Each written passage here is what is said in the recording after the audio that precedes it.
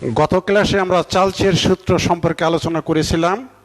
এই সূত্রের বাকি অংশ আজকে আমরা আলোচনা করব। প্রথমে আসবে চার্লসের সূত্রের গাণিতিক সমীকরণ। তাহলে চার্লসের প্রারম্ভিক সূত্রটি ছিল স্থির চাপে নির্দিষ্ট পরিমাণ গ্যাসের আয়তন, স্থির চাপে নির্দিষ্ট পরিমাণ কোনো গ্যাসের আয়তন প্রতি ডিগ্রি সেন্টিগ্রেড উষ্ণতা বৃদ্ধি অথবা হ্রাসের জন্য 0 ডিগ্রিতে যে আয়তন ছিল সেই আয়তনের 273 ভাগের 1 ভাগ বেড়ে যাবে অথবা কমে যাবে। এই 273 ভাগের 1 ভাগ এটাকে বলা হবে গ্যাসের প্রসারণ। তাহলে আমরা ধরি T1 ডিগ্রি ও T2 ডিগ্রি সেন্টিগ্রেড তাপমাত্রা নির্দিষ্ট পরিমাণ গ্যাসের আয়তন যথাক্রমে T1 ডিগ্রি সেন্টিগ্রেড তাপমাত্রা আয়তন V1। তাহলে সূত্র অনুসারে আমরা লিখতে পারি V0 1 প্লাস T1 ভাগ 273 সিসি ইকুয়েশন 1। তাহলে T2 ডিগ্রি সেন্টিগ্রেড তাপমাত্রা যদি তোমরা আয়তন V2 ধরি, তাহলে টোটাল আয়তনটা হবে প্রাথমিক সূত্র অনুসারে চার্লসের V0 1 প্লাস T2 ভাগ 273 সিসি। এটা হবে সমীকরণ নাম্বার 2। এখন 1 নং সমীকরণকে 2 নং সমীকরণ দ্বারা আমরা ভাগ করব। 1 নং সমীকরণকে 2 নং সমীকরণ দ্বারা ভাগ করে পাই V1 ভাগ V2 সমান সমান। তাহলে B0 কেটে যাবে, এটা কেটে যাবে, একবারে লসাগু করে আমরা ফলাফলটা লিখব 273 প্লাস T1 ভাগ 273 প্লাস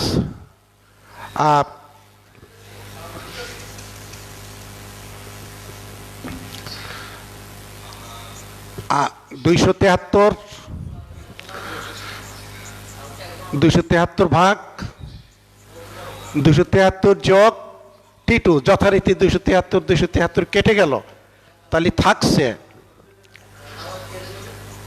273 প্লাস T1 ভাগ থাকছে 273 প্লাস T2।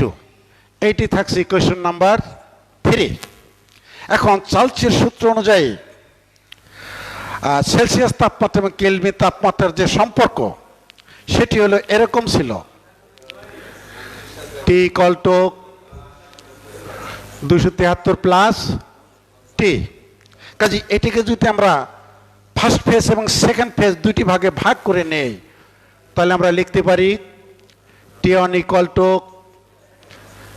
273 প্লাস T1, আবার T2 = 273 প্লাস T2। কাজে T1 = 273 প্লাস T1 আর 273 প্লাস T2 = ওই T1 T2। এইটি আমরা সমীকরণ 3-এ বসাবো। এইটি আমরা সমীকরণ 3-এ বসিয়ে পাই, এটা আমরা সমীকরণে বসিয়ে পাই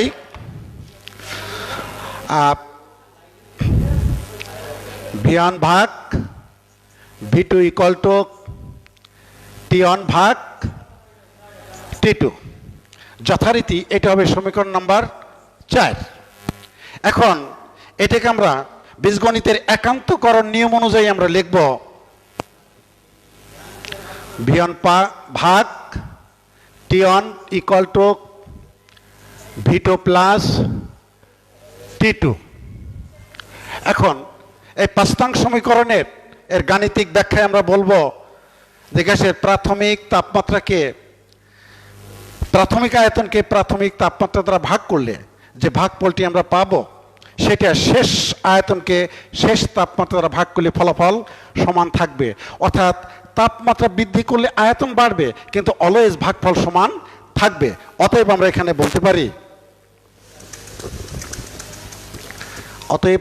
বলতে পারি V is proportional T, equation number 6। অর্থাৎ যেখানে চাপ P is স্থির, অর্থাৎ স্থির চাপে নির্দিষ্ট পরিমাণ গ্যাসের আয়তন তার পরম তাপমাত্রার সমানুপাতিক। এটি হলো চার্লসের সূত্র। তাহলে এই চার্লসের সূত্র ব্যবহার করে আমাদের পরবর্তী কাজ করতে হবে যে স্থির চাপে নির্দিষ্ট পরিমাণ গ্যাসের আয়তন তার পরম তাপমাত্রার সমানুপাতিক। এবার আমরা দেখব লেখচিত্রের সাহায্যে চার্লসের সূত্রের উপপাদন।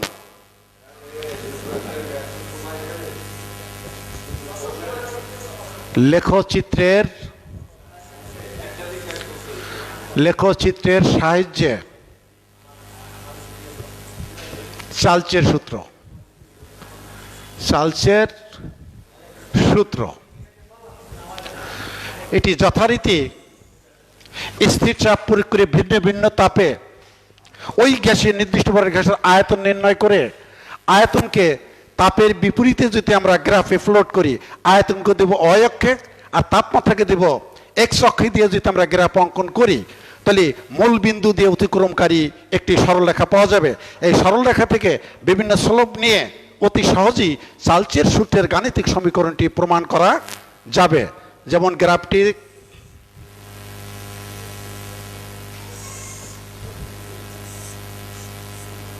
এদিকে ভিক, এদিকে টিক,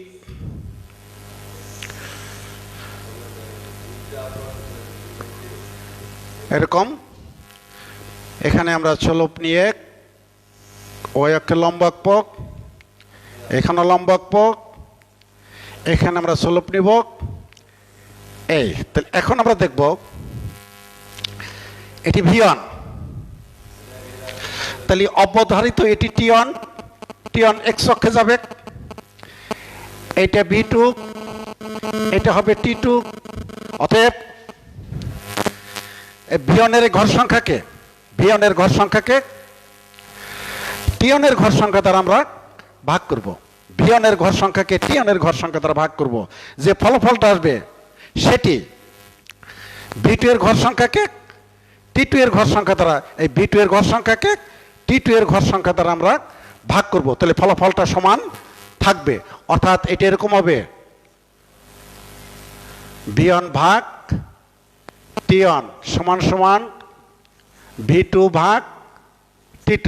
এইটি হলো চার্লসের সূত্রের গাণিতিক সমীকরণ। এইটি মূল কথা যে গ্যাসের প্রারম্ভিক আয়তনকে প্রারম্ভিক তাপমাত্রা দ্বারা ভাগ করলে যে ভাগফলটি আসবে, শেষ আয়তনকে শেষ তাপমাত্রা দ্বারা ভাগ করলে ওই একই ভাগফল থাকবে। অতএব লেখচিত্রের মাধ্যমে চার্লসের সূত্র উপস্থাপন করা যায়। এবার আমরা দেখব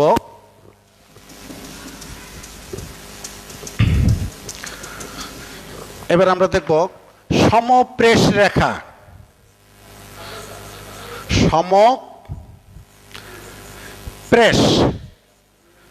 সমপ্রেষ রেখা কি বা সমপ্রেষ রেখা বলিতে কি বুঝো?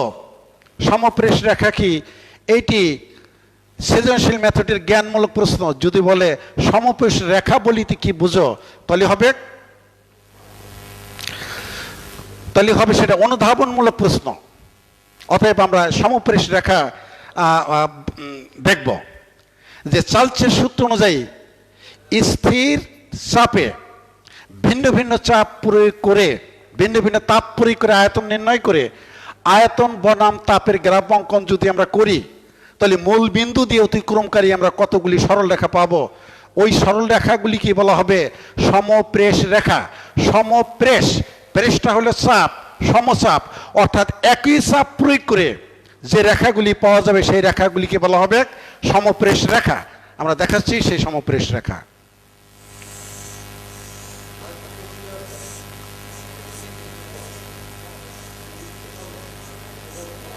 এটা এরকম হতে পারে। তাহলে এটা পিয়ন্স অফ কনস্ট্যান্ট রেখে যদি করি তাহলে এটা সমপ্রেষ রেখা। আবার P2 চাপে রেখেও করতে পারি, আবার P3 চাপে রেখেও করতে পারি। অতএব এটাই সমপ্রেষ রেখা। আমরা আরো দেখব ওই একইভাবে স্থির চাপ প্রয়োগ করে ভিন্ন ভিন্ন তাপে আয়তন নির্ণয় করে যদি আয়তনকে তাপমাত্রা দ্বারা ভাগ করে তাপের বিপরীতে গ্রাফ অঙ্কন করি, তাতেও আমরা সমপ্রেষ রেখা পাবো। সেটি দেখো।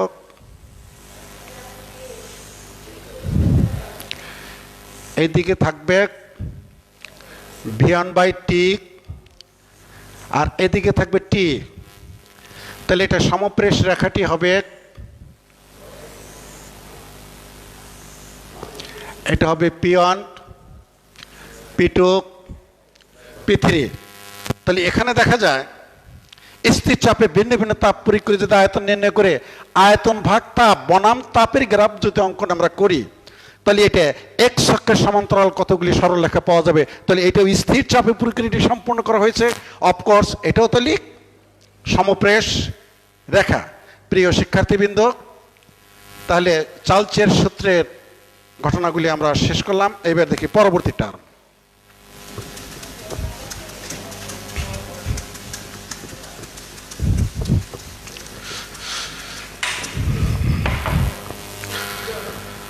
পরবর্তী টার্মে আমরা প্রথমে দেখব এসটিপি। এটি অ্যাব্রিভিয়েশন হচ্ছে স্ট্যান্ডার্ড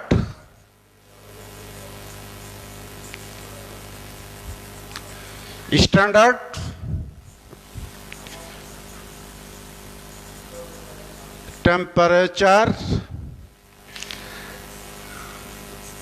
অ্যান্ড প্রেশার। এটাকে সংক্ষেপে এসটিপি দ্বারা প্রকাশ করা হবে। এটাকে বাংলায় বলা হবে সাধারণত 0 ডিগ্রি সেন্টিগ্রেড তাপমাত্রাকে প্রমাণ তাপ বলা হয়, এবং অন এটিএম চাপকে, এটিএম মানে অ্যাটমসফেরিক প্রেশার, অন এটিএম চাপকে তাহলে অন অ্যাটমসফেরিক প্রেশার হিসেবে ডিনোট করা হবে। কাজেই 0 ডিগ্রি সেন্টিগ্রেড তাপমাত্রা ও অন এটিএম চাপকে যথাক্রমে প্রমাণ তাপ ও চাপ বলা হবে। আর ইংরেজিতে এটিকে বলা হবে স্ট্যান্ডার্ড টেম্পারেচার অ্যান্ড প্রেশার, যেটাকে সংক্ষেপে এসটিপি দ্বারা প্রকাশ করা হবে। এখান থেকে আমাদের কাজে লাগবে এই এসটিপি এককে আমরা গ্যাসের মোলার আয়তন ব্যবহার করতে হবে পরবর্তী পর্যায়ে বিভিন্ন অঙ্ক করার সময়। এখানে আমরা দেখব এই এসটিপি এককে গ্যাসের মোলার আয়তন, গ্যাসের মোলার আয়তন 22.414 লিটার। তবে অঙ্ক করার সময় আমরা এই পূর্ণ এককটি ব্যবহার করব না, তখন আমরা ব্যবহার করব 22.4 লিটার। তবে মোলার গ্যাস দ্রবক আর এর মান নিরূপণের সময় আমরা পুরো 22.414 এই পুরো ডিজিটগুলি আমাদের ব্যবহার করতে হবে। এবার দেখব আর একটি তথ্য আমাদের আছে।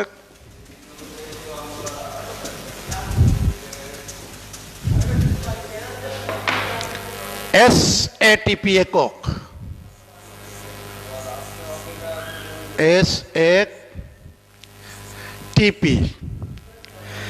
এসএটিপি এটার অ্যাব্রিভিয়েশন হচ্ছে স্ট্যান্ডার্ড অ্যাম্বিয়েন্ট টেম্পারেচার অ্যান্ড প্রেশারকে সংক্ষেপে এসএটিপি দ্বারা প্রকাশ করা হবে। অর্থাৎ এরকম standard STANDRD standard temperature, standard ambient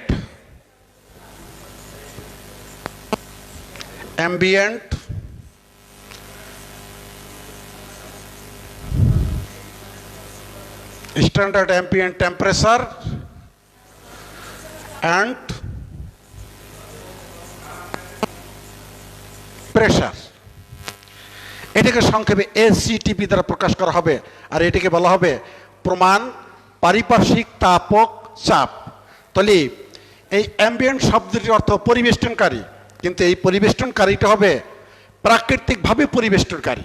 যেমন আমরা বাতাসের ভিতর ডুবে আছি, এখানে আমরা উই আর অ্যাম্বিয়েন্ট এইভাবে আমরা ব্যবহার করতে পারি।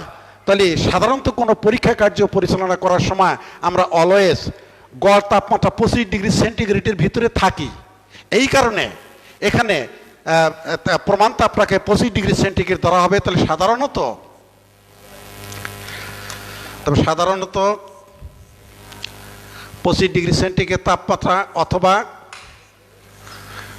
298 কেলভিন তাপমাত্রাকে এসএটিপি এককে প্রমাণ তাপ বলা হবে এবং 101.325 কিলো প্যাসকেল চাপকে যথাক্রমে প্রমাণ চাপ বলা হবে। কাজেই 25°C তাপমাত্রা অথবা 298 কেলভিন তাপমাত্রা ও 101.325 কিলো প্যাসকেল চাপকে যথাক্রমে প্রমাণ পারিপার্শ্বিক তাপ ও চাপ বলা হবে। উল্লেখ্য, এখানে 25°C ধরার অন্যতম প্রধান উদ্দেশ্য হচ্ছে আমরা যত পরীক্ষা কার্য পরিচালনা করি, যত গবেষণা করি, গড় তাপমাত্রা 25°C ভিতরেই আমরা থাকি। এই কারণে এসটিপি এককের পরিবর্তে এসিটিপি এককের গ্রহণযোগ্যতা সবচেয়ে বেশি। আর এই এককে গ্যাসের মোলার আয়তন হবে, এই এককে গ্যাসের মোলার আয়তন সমান সমান 24.789 লিটার। এটি অবশ্যই মুখস্থ করে মনে রাখতে হবে।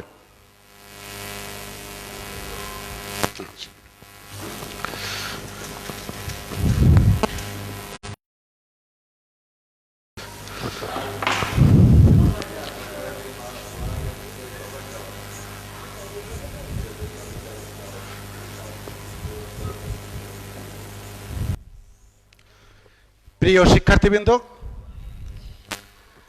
শিক্ষার্থীবৃন্দ, চাপের সূত্র গ্যাসের তেলে আরেকটা গুরুত্বপূর্ণ সূত্র, এইটি আমরা এবার বিশ্লেষণ ব্যাখ্যা দেওয়ার চেষ্টা করব। তাহলে চাপের সূত্র বা গ্যালিলিও চাপের সূত্র এটা হবে স্থির আয়তনে। এখানে আয়তনটা স্থির থাকবে। তাহলে স্থির আয়তনে নির্দিষ্ট পরিমাণ গ্যাসের চাপ তার পরম তাপমাত্রার সমানুপাতিক হবে। অর্থাৎ সূত্রের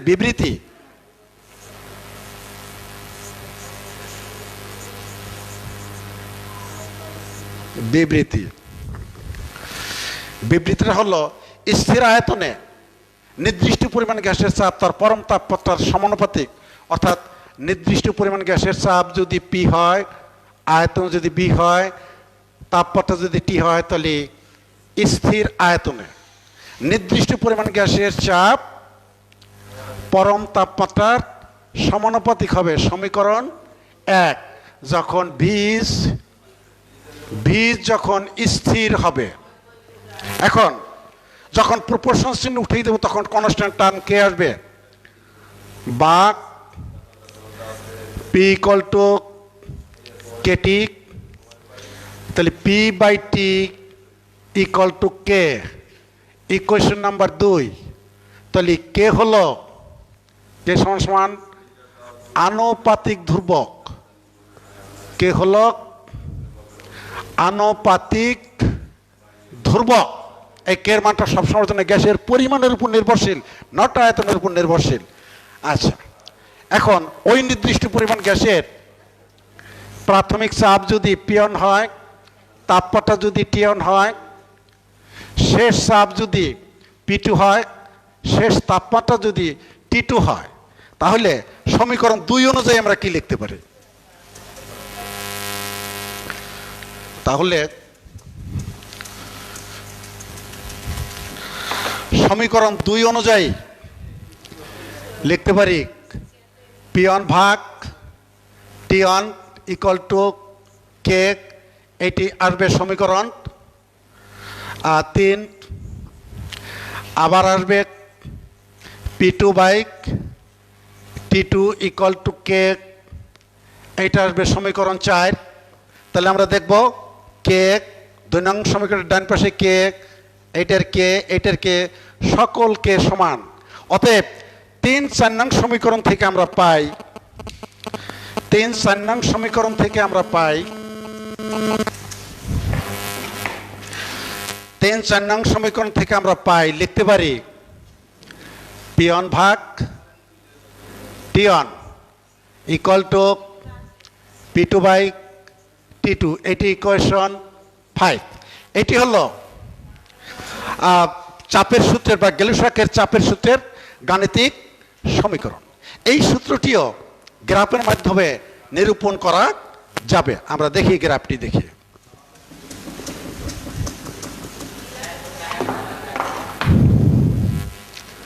তাহলে চাপের সূত্রের গ্রাফ উপস্থাপন করব আমরা। স্থির আয়তনে ভিন্ন ভিন্ন চাপ প্রয়োগ করে তাপমাত্রা নির্ণয় করে চাপ ভার্সেস তাপের গ্রাফ আমরা অঙ্কন করব। অবধারিতভাবে গ্রাফটি মূল বিন্দু দিয়ে অতিক্রমকারী সরলরেখা হবে।